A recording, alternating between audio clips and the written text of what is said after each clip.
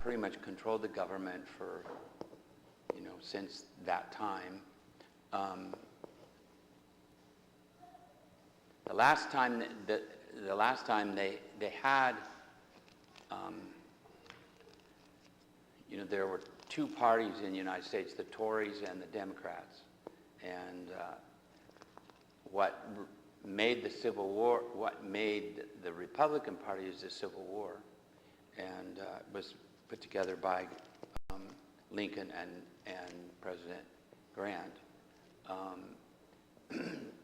which is kind of funny the way they've turned it around, because the Republican Party was the party of the freedom of the slaves and the rights of everyone. And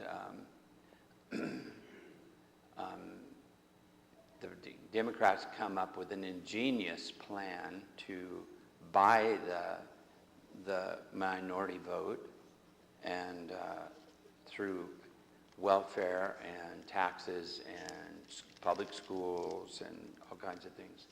And it pretty much succeeded. They succeeded in that. And there's a few exceptions in there. Eisenhower and Reagan, and Nixon probably cost us more than he won. And then Reagan, and then the Bushes also put the Republican Party back, because they turned it into the party of war. And Democrats have always been the party of war. They've started one war after another, after another, after another. But the media doesn't present it that way. And so it's really funny, unless you're really studying and looking at things, you'll have everything upside down, because that's how they present it. So if we vote, if the United States votes Democrats back in again this next month in November, we'll have more war. Probably have a global war. World War III is on the doorsteps. And if the Democrats take control of they have control of it, but if they keep the control of the administration, it's not the person in office, because they have nobody in office right now. There's been nobody in office for 3.5 years. The party itself runs the country. And but if they continue, we will have World War III. So that's why we're having war now, is because they've been an absolute, unquestioned power for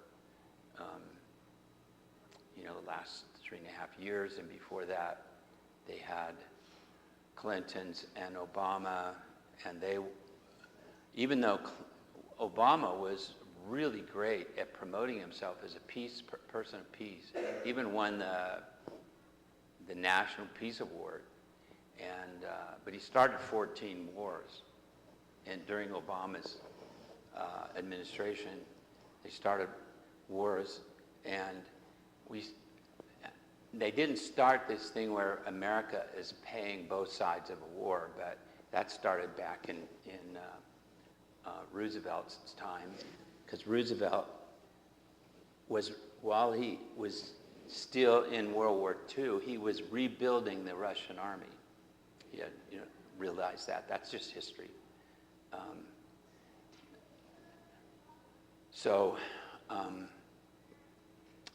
And that turned China communist with our tax dollars, and they still do that.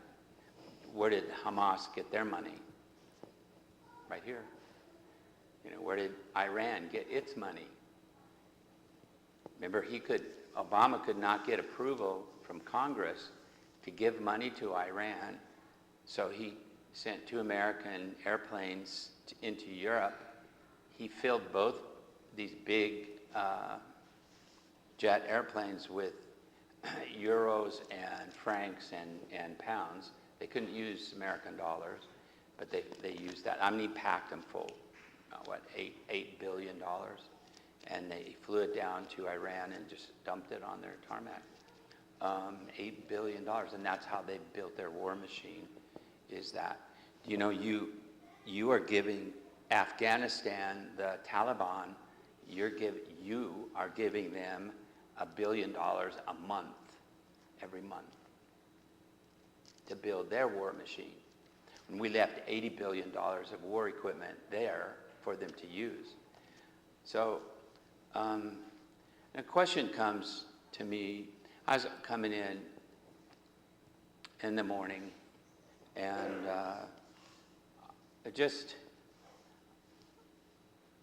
American Christianity needs to come to grips with some things within our party. So you ask me, is war going to be that end thing of the world? Is that how we're going to end? No, it's not. Here's the big question. God is in control of the universe. He's in control of history. But it depends on how you perceive that, how you look at it. I was just listening this morning as I came to church, and the guy was talking about the sovereignty of God, and it's very popular in America, sovereignty of God, and this is what he said. God is in control, and he causes everything, every thought, every heartbeat, everything that ever happens. God is in absolute sovereign control of that. That's very popular teaching in America, and it probably dominates most of the churches, and I would say it dominates the majority of people in the Christian faith in America on a more popular level. I don't know if they would follow it that much, but because you hear people say, and we went to a funeral yesterday, and you hear it, especially when you go to funerals, well, it was his time. Well, it was his time because he was really old, and one, and two, he was sick his whole life. And the fact that he was as sick as he was, and he made it, talk about Johnny, he made it till he was almost 80 years old. To me, that's not, it was his time. Yeah, we all are going to go, but the fact that you have cerebral palsy as bad as he did, and he lasted almost 80 years, to me, is not his time. It's that he's done. He was ready. Johnny was ready to go a long time ago. And so we talked about that, but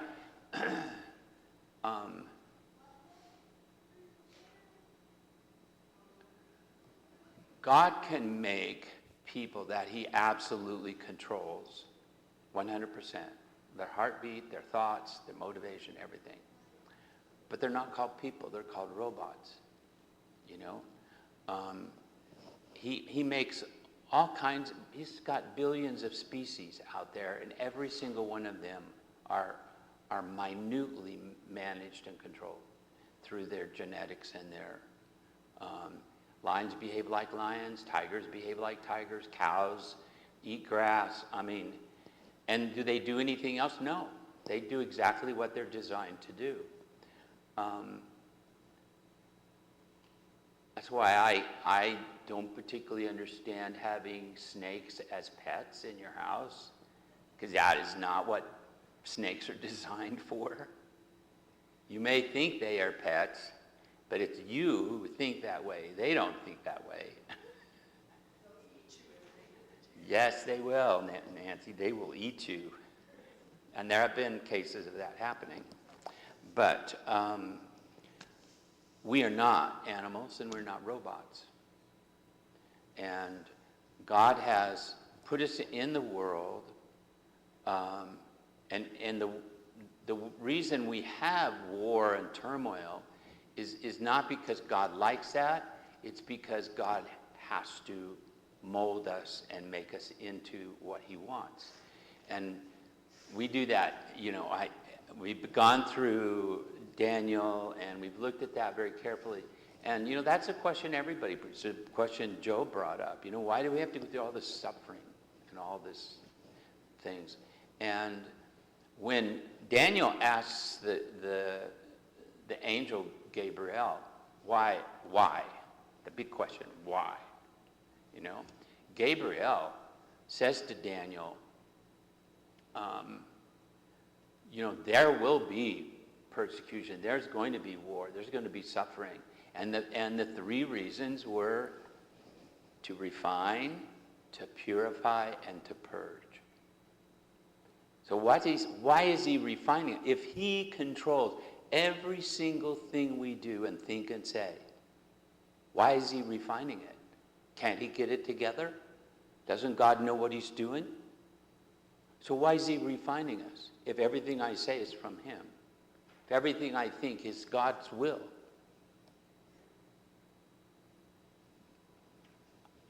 I'd like to tell him, just do it right, God. Just do it right, See, that brings up the whole point is why do we go through suffering? Why does God allow wars and allow death?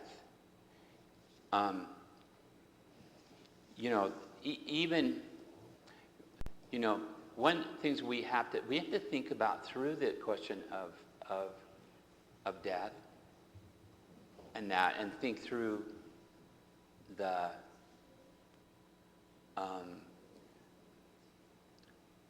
and then make sure we're thinking biblically, because it's not death that we're really afraid of. It's the death after death. Okay? Because as we've gone through John, and John is an amazing one. He brings everything to point. I mean, he's got God in control, and yet our participation in the kingdom is our choice. Our choice, not God's choice. But then again, it is God's choice, but you have to look at it the way they look at things, God chooses, but he chooses people who are seeking him. Like when Moses was on Mount Sinai, Moses went up to look at the fire. And the text says, God saw that Moses was looking, and he called, Moses. We don't get called necessarily when we're doing our own thing and going our own way and doing that. We don't hear God's voice. It's when we're seeking out, when we're hungry. Like when, and John brings that up in different places, like the woman at the well. He said, they get into this question of drinks, who's going to draw from the well? And he said, if you knew who you were talking to, you'd ask me for a drink. And she looks at him and she goes, well, you don't even have a pot. You don't got nothing, How are you going to get water out of this well? It's deep down there, And he said, well, if you knew who you're talking to, you'd ask me and I would give you living water. Well, living water in most contexts means it's running and it's not sitting there, okay? Because water that's sitting still is different from water that's flowing in a stream. We all know that, right? And that's what living water means. But he was talking about something different. He's talking about, and he tells you, I would give you water that comes from within you, and it actually flows outward. And so, but she's asking questions. She's seeking. Now, other than surprising her with his ability to read her mind and her heart, he doesn't do any signs.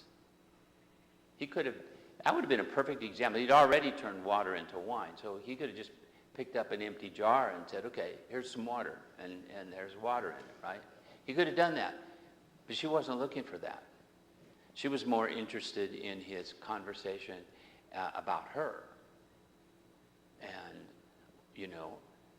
when she realizes there's not much she can tell him that he doesn't already know. Now, we got into this conversation. How did he know that? Because he's talking to his Father. Okay? Jesus laid aside all his divine power to become like us. And you have to keep that in your mind. Because he talks about several places in these early chapters of John, he says, I'm doing the will of my Father. And that's why I'm doing these things, is because I'm following him. And he's showing me these things to do. So, but then he responds. So I'm going to just go walk down through this thing. You know, John is giving us a picture of the kingdom. And he's laying it out for us so we can see how he operates and that. You know, and he starts in 1. The light comes into darkness, and God is life. This is in chapter 1, verse 4 and 5. In him was life, and life was the light of men. I had to go into my Old Testament class at school, explain to them, when it says men or man, it means people. And I know the liberals like to put that in their Bibles and change the roots, but that's not a liberal concept. It's just a real one. Because the word man means people, mankind, people, humans, whatever, however you want to look at it. Because there isn't a word for woman. In contrast with man, you have man and you have animals, but you don't have man and woman. You have a man and a woman, which is a different word, but the word Adam and the word anthropos in the New Testament, Adam in the Old Testament, there isn't a female version of that, like Adam, Adamish or Adam Ha or whatever. There's just Adam. And when it says God made man, Adam, he made people. He made woman, he just varied. He took the man and he varied him and made a woman. Now, so this is the same thing. You know, in him was life, and the life was the light of men. Now, what does it mean by that? I was talking to the kids. How do we know things about God from here? How do we look at life? We can't see God. And when we know that, how do we know there is a God? Because of life. Life is the one thing. I mean, in science they can't. Just reading Berlinski's The Devil's Delusion, and he's talking about that. How do we know, what's the main argument for the existence of God? Anyway, it's life. There's no fundamental concepts about life, where life comes from. It's called the big question. We don't know. They keep trying to make cells turn living. They've not been able to do that yet. And that. So, but then he said, this light comes into the darkness, and the darkness doesn't overcome the light. But he came as a witness to testify, that's John, to the light, so that all may believe through him. Now, I want you to understand, you take John literally here. He says, he came to witness to the light so that all might come through him. And he means all. So if there's people that aren't coming to Christ, it's not because they can't. It's not because it's God's will that they don't. It's because they don't choose to. And you're going to see this as we go through this. All might believe through him. Now, there was a true light coming into the world which enlightens every person. He was in the world, and the world was made through him, and the world did not know him, and he came to his own people, the Jewish people, and those who were his own people did not receive him. Now, is that God's will? No, that's not God's will. You're going to see that. He's already stated it was for all people. The light was for all people. And he came to his own, and those who were not his own did not receive him because they didn't want to. Okay? Now he goes, again later in that chapter, he says, the fullness we have received and grace upon grace. This is verse 16. For the law was given through Moses, grace and truth were realized through Jesus Christ. No one has seen God at any time, but the only begotten God who is in the bosom of the Father, that's Jesus, he has put him on exhibition. He's explained it. He's put him out. Okay? Now, later on in that, in 14 it says, the Word became flesh and dwelt among us, and we beheld his glory. Glory as of the only begotten from the Father, full of grace and truth. And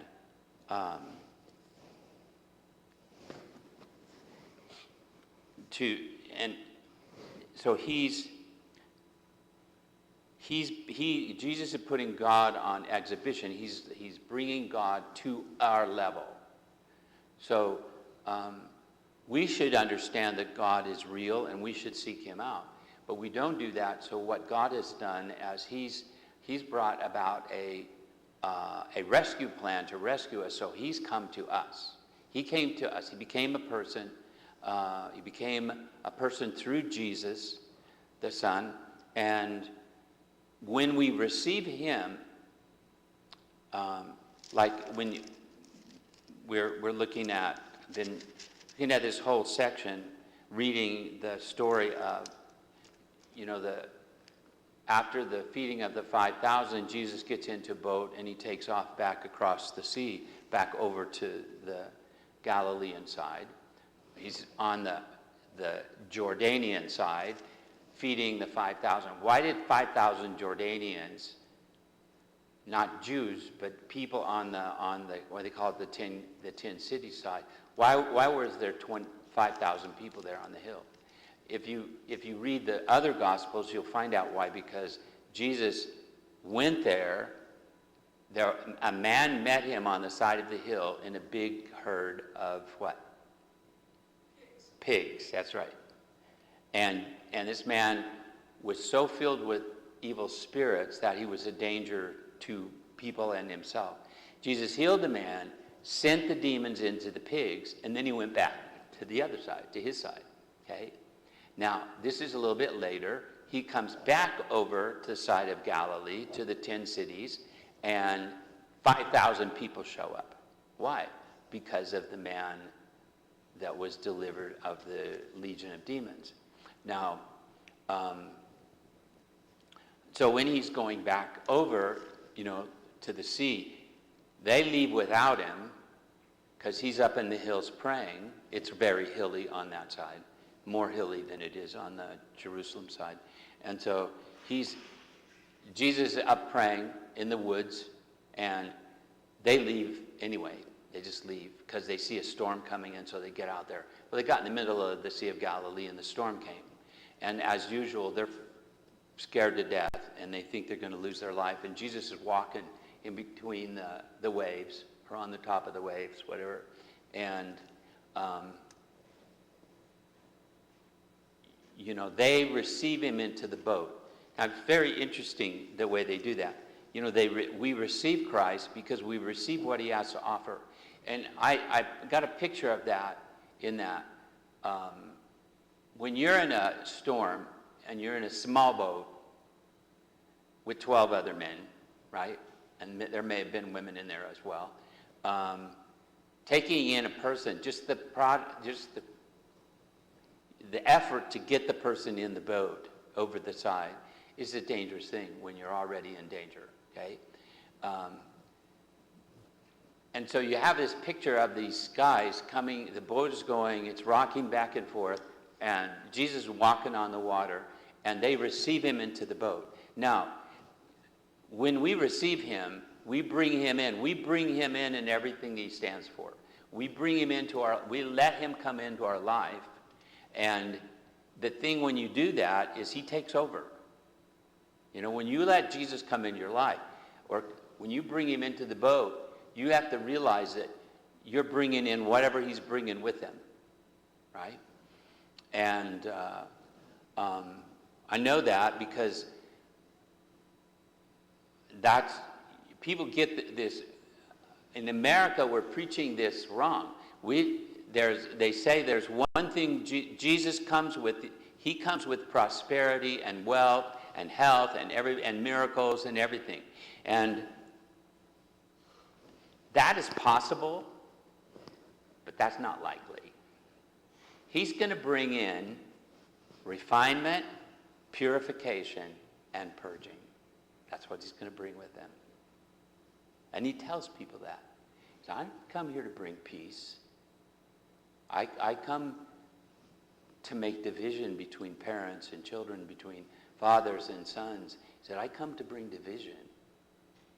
Now, why?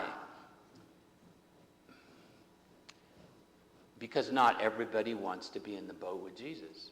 That's it. He doesn't like conflict. But we have to, so when it says here, as many as received him, he gave them the power, the right to become children of God. And when we receive Christ, we're receiving whatever it's going to take to get us into the will of God. Whatever it's going to take.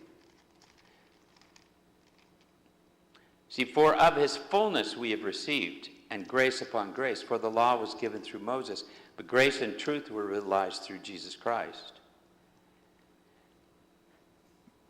But Jesus puts God on exhibition. He lays him out in a very serious way so that we understand who God is. Now, when you get down through, to 2, it's the turning the water into wine, and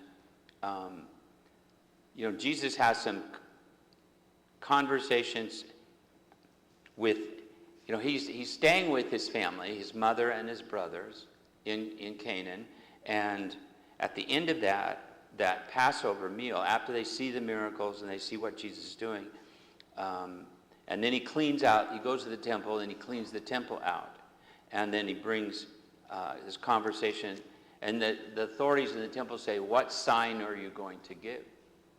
But the people are following Jesus, except his brothers don't buy it. They don't buy it. You can see that from the other Gospels.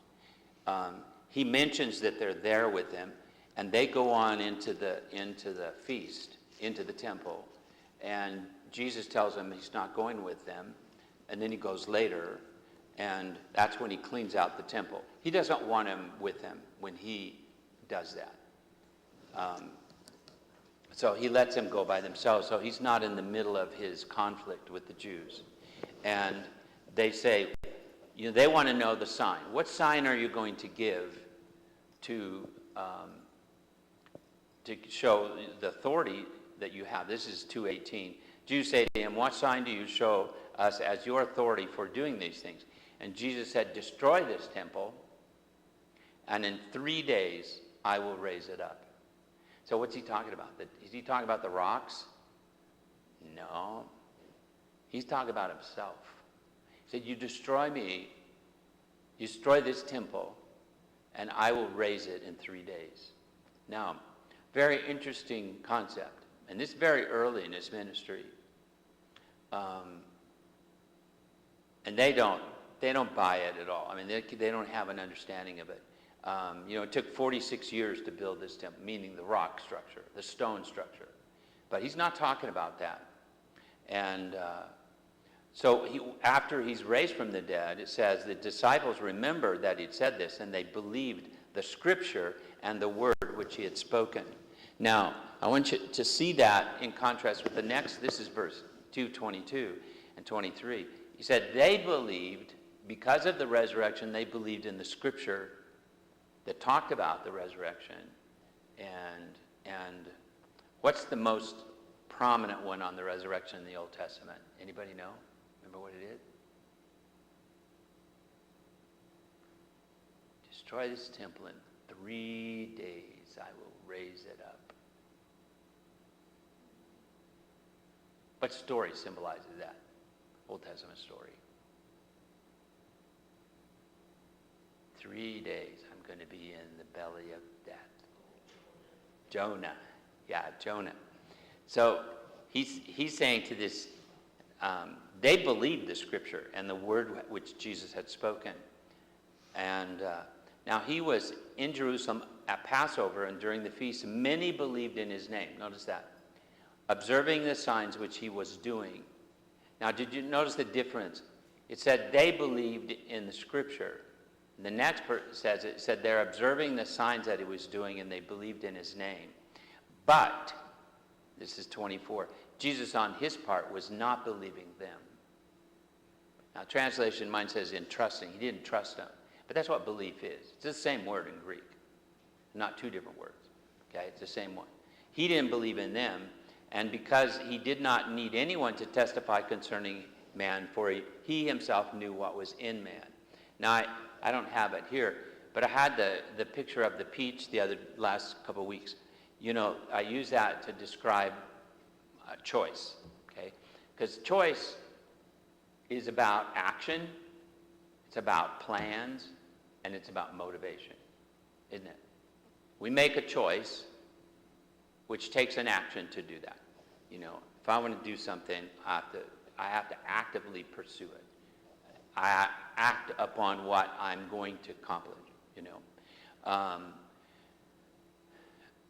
But before I do that, I have planned it out, to plan out something. You can have a birthday party. You can choose to have a birthday party, but you have to plan before you have it. Before you make the choice, you have to make plans. And you're not going to do that if it does not come from your heart. In other words, your motives. You know, you're going to do a birthday party because it's one of your little kids, and so you want them to have a birthday party. And you do that because you have certain feelings about your children, or some other person, or it could be something totally different.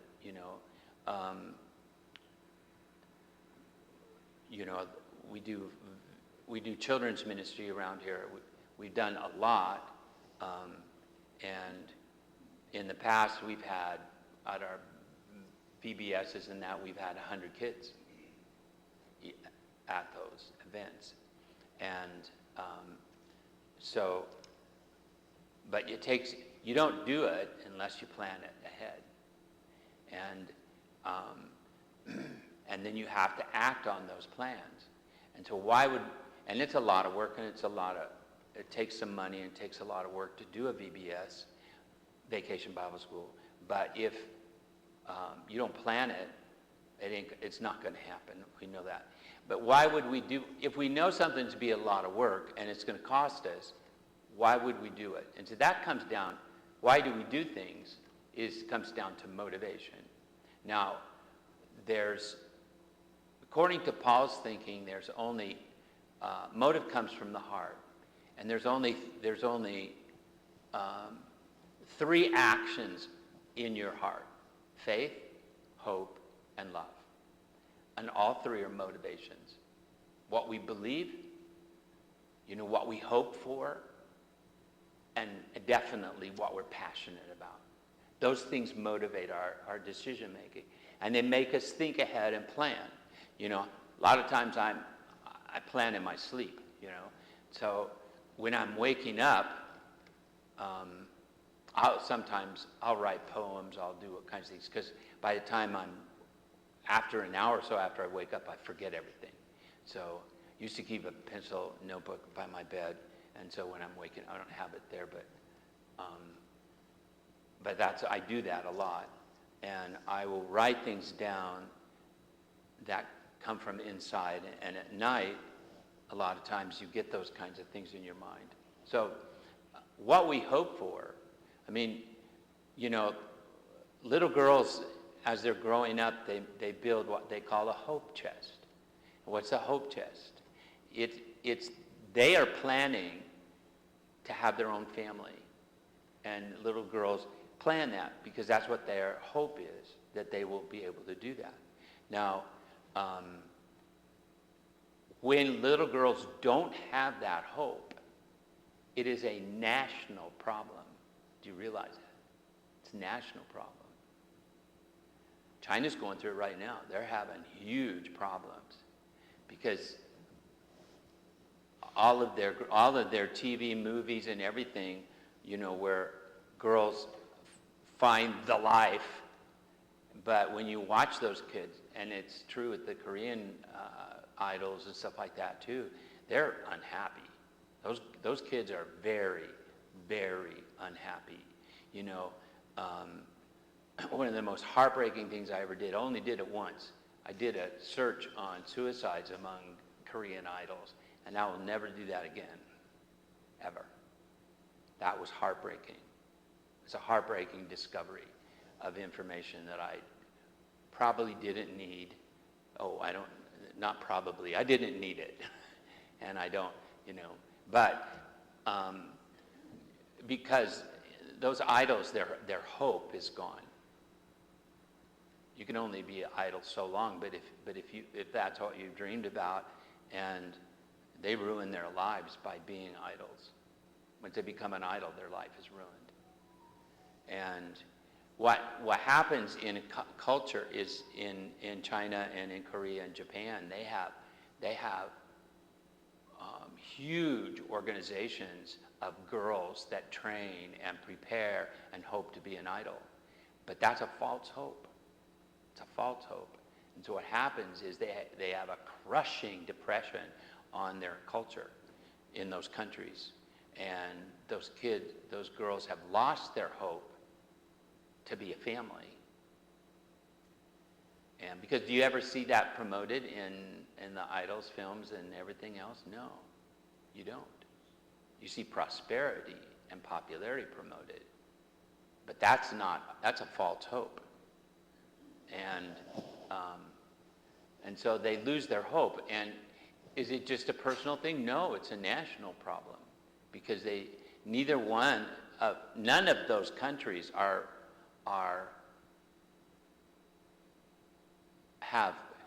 they have population problems, they have birth problems, they have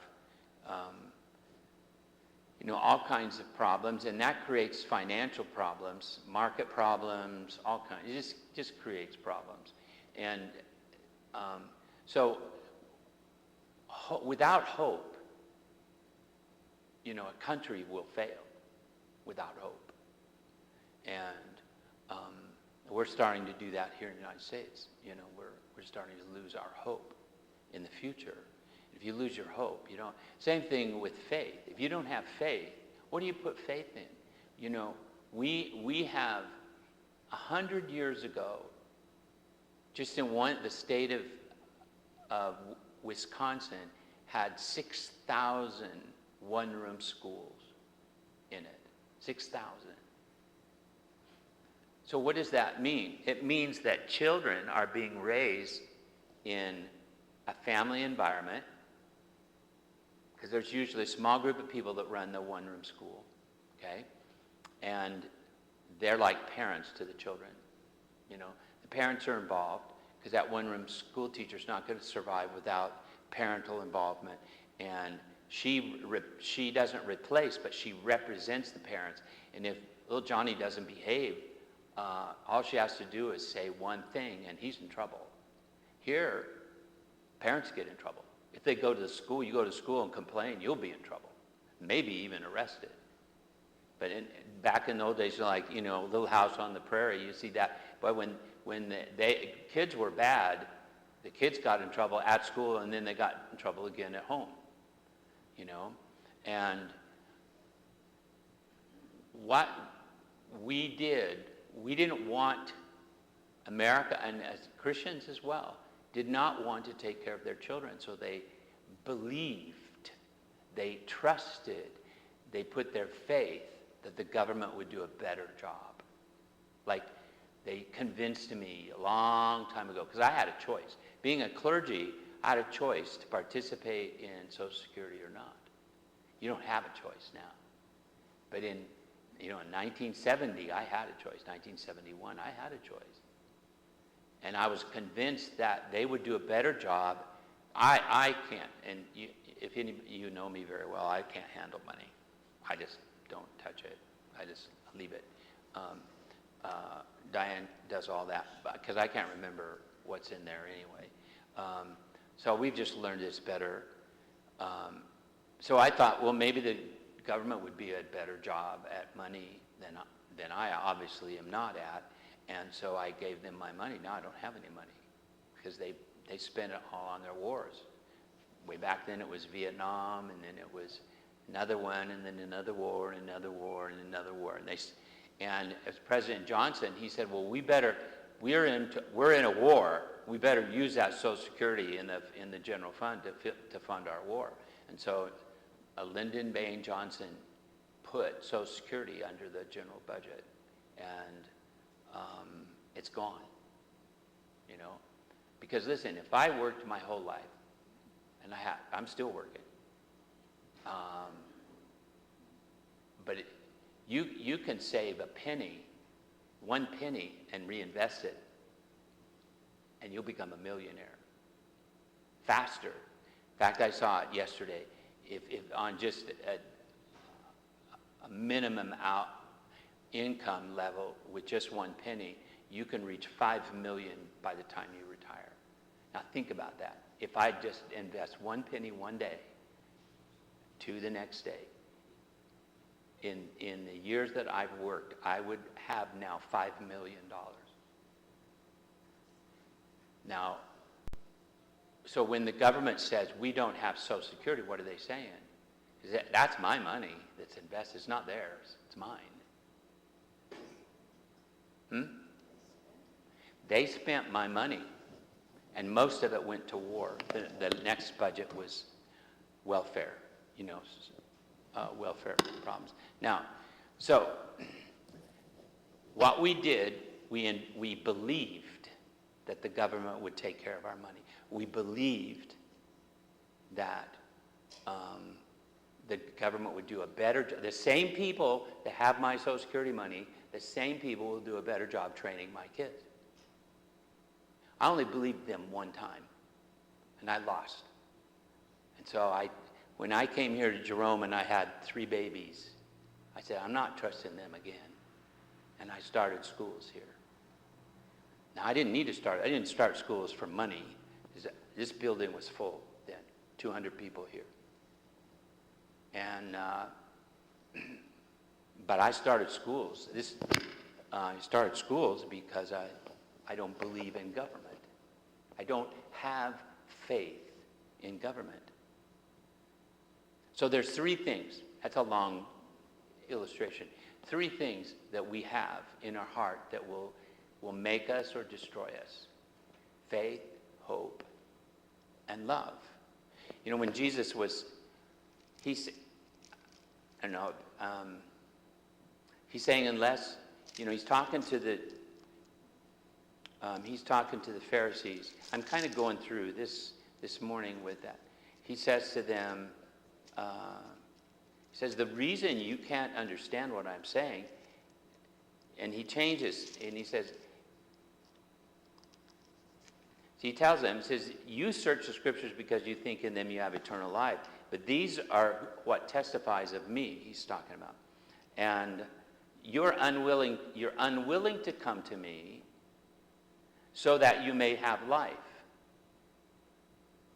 And this I'm reading in 5:40 and 42. Okay, it's a very interesting passage. I do not receive glory from men, but I know you, that you do not have the love of God in yourselves.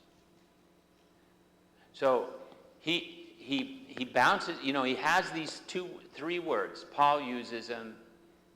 That you're not going to be able to, well, which is it? Which is it, faith, or is it love, or is it hope?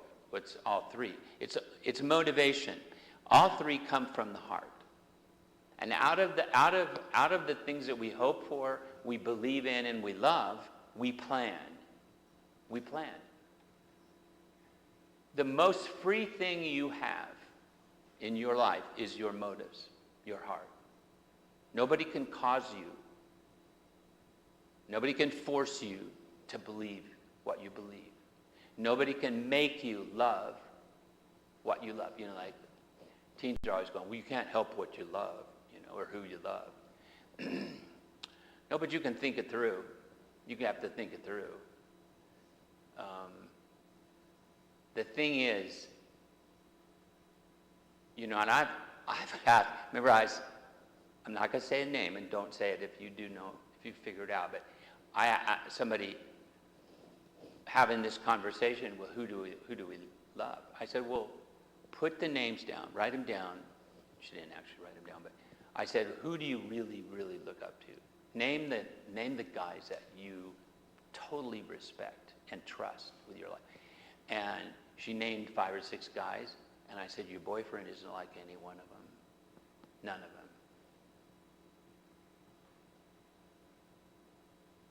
So the thing is, you can be double-minded. You will follow your heart.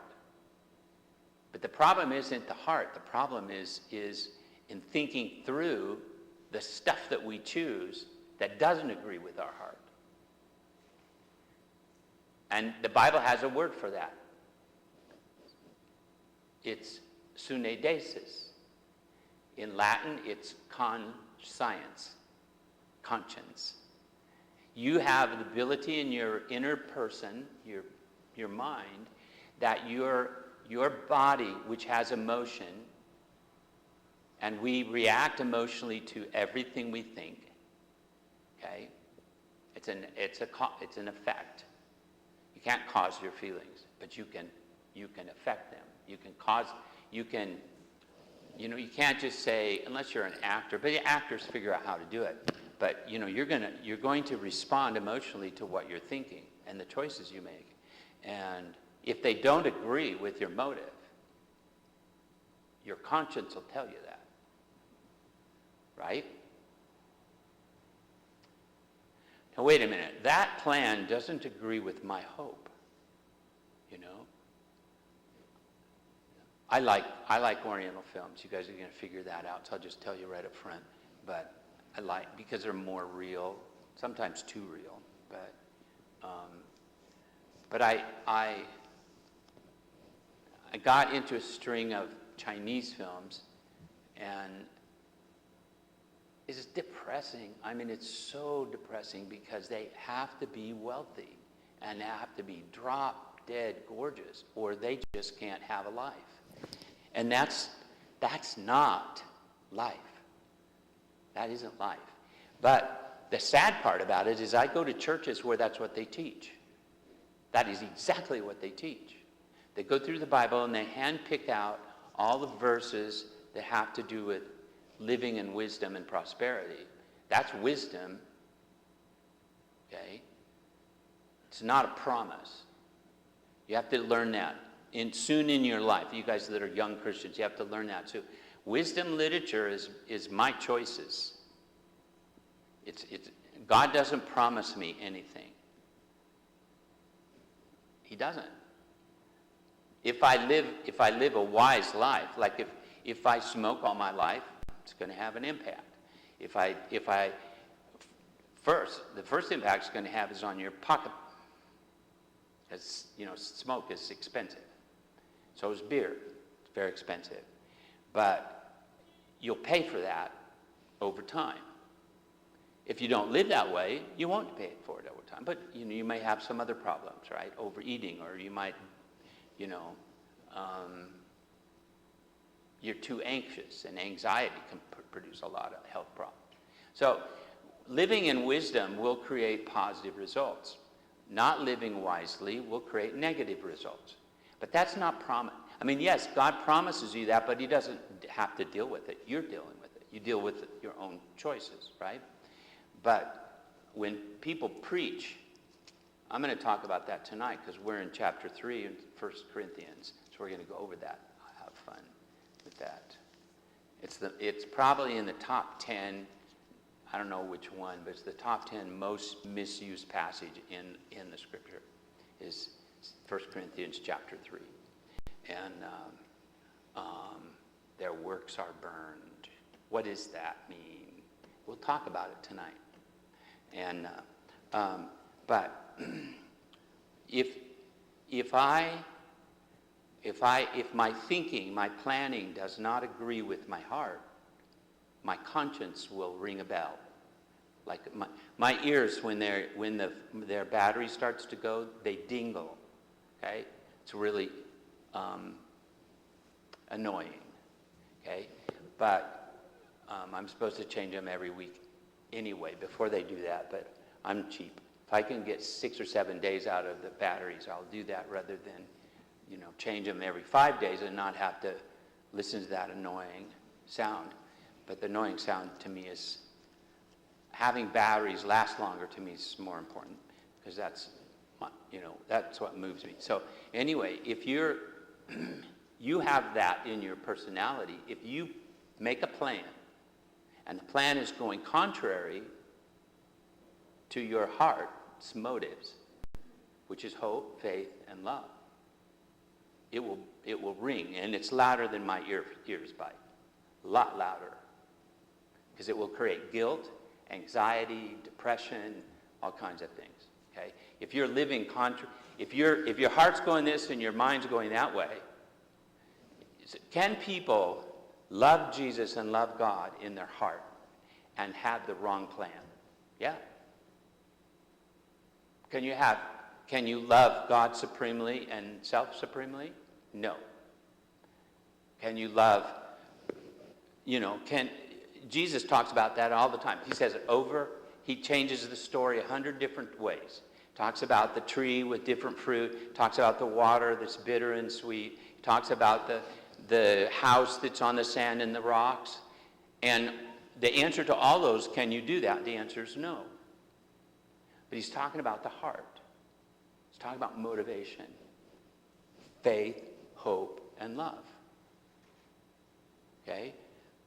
Can you have absolute trust that the government's going to do a good job with your Social Security money and do it yourself? I mean, can you have faith in them and have faith in, something else? Well, it didn't work with me, and it's not going to work with you either. Now you don't have a choice because they take your Social Security anyway. But see, that's the question is what do you really trust? What do you really put your hope in? And that's why we have this school. That's why Nancy has a classroom back there, and why we are training kids in representing your belief and your hopes, so that we have a school that can operate with parents. Parents come in here all the time. They're teaching all kinds of things. There's some parents teaching art. There's another group of parents, a husband and wife, that come in and do sports and stuff. It's having a lot of fun. Have a fun year coming ahead because we've got so much parent involvement this year. And that. So the question comes, and we get this at that. Why couldn't the Pharisees understand what Jesus was saying? Because they didn't love the things that he loved. Is there a heart problem? There's a heart problem. And Jesus will go after the heart. Why did the woman at the well impact? Why was she so impacted? She had hope and dreams, and those guys didn't work out.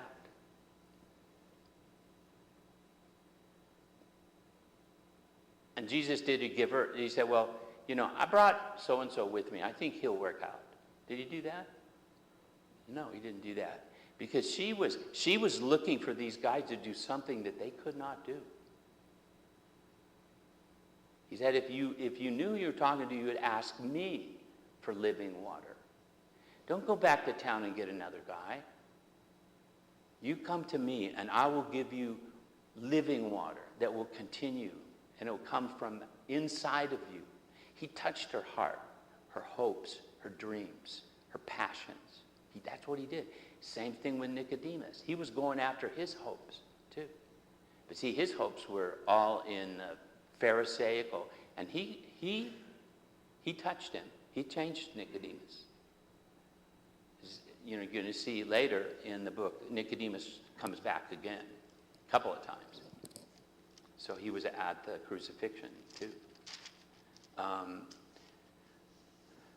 So here's the question. Here's the thing we come to. And I was going to read all those passages. And God is in charge of the universe. He's the supreme governor. But he wants a relationship with us. He doesn't want to be just king. He wants to be our Heavenly Father. For God so loved the world. What's that? It's motivation. What moves him? They're okay. What moved God to send his son? Passion, love. Can he, like the guy was saying on the radio today, can he cause me to think things? He can cause me to think things. He can make me do things, but he cannot make me change my motivation. I have to do that. You have to do that. My heart is mine. He sent spirits to deceive kings to do certain things. He deceived them, but he can't change their heart. You said, what about Pharaoh? He hardened his heart. He hardened his resolve to continue with the heart he had. He already had a hard heart. God didn't give him a hard heart. Same thing happened to Cyrus. Exactly. But Cyrus said, okay, you guys want to go? Go down and build your temple and worship your God. He didn't have a hard heart.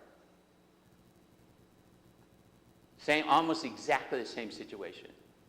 Jews were in Egypt, the Jews were in Babylon. Pharaoh said no, and God said okay. And well, God already told Moses, he said he's not going to do it. His heart is hard. Why didn't he keep his heart hard? It's, who wants to be in a boxing ring with God, right? So after a few rounds, Pharaoh gave up. And God said, no, you're not going to. I'm going to destroy all of your gods and all of your faith. I'm going to destroy what you really trust and believe in. And he did. But to do that, he had to harden Pharaoh's heart. If he didn't make a heart, Pharaoh already had a hard heart. And if you read the text, you'll see it. And Cyrus didn't. He was pagan, but he didn't have a hard heart towards God. Listen, it's complex. The thing I want you to know is this situation with God is complex. But remember this. God is raising up people to love him and to believe in him. He's not making robots. And although the guy is partly right, God is able to do whatever he wants, but he cannot freely cause someone to freely choose. And that's what love is. Love is it's a choice that's my choice. It's your choice. To believe, if people want to believe in the government can raise their kids, they can do that. It's not a rational choice. Look at the government, it never does anything well, efficiently. So we're at that place. Now, when it comes to Jesus, we have to do what Jesus has said. He said to the woman, you have to ask. Ask me, and I will give you what you need. Ask me. So God, can he cause certain things?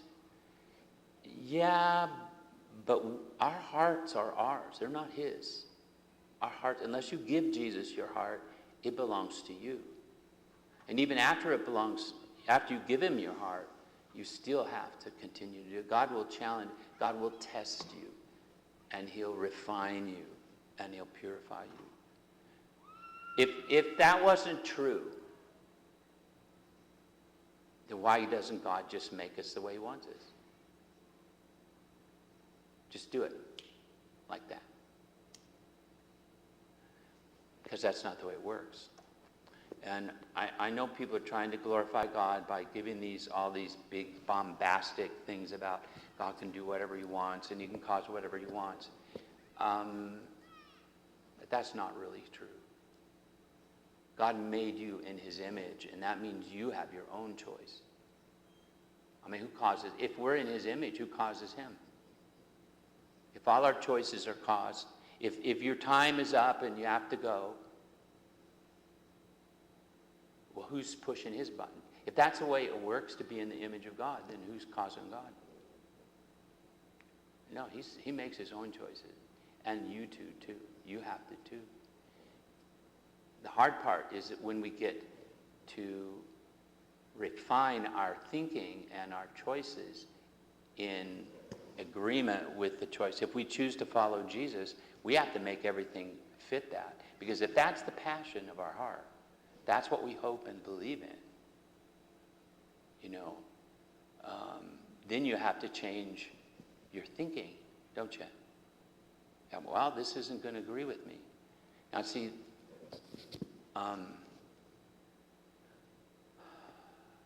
let's stop there. Father, I just thank you for today. Thank you for your purpose in our lives. And help us to choose to follow you. Help us to learn to love you and hope in you. You've shown us that there is a next life. There isn't just death after death, but there's life after death. And we can choose to follow you and to live in that life. In Jesus' name.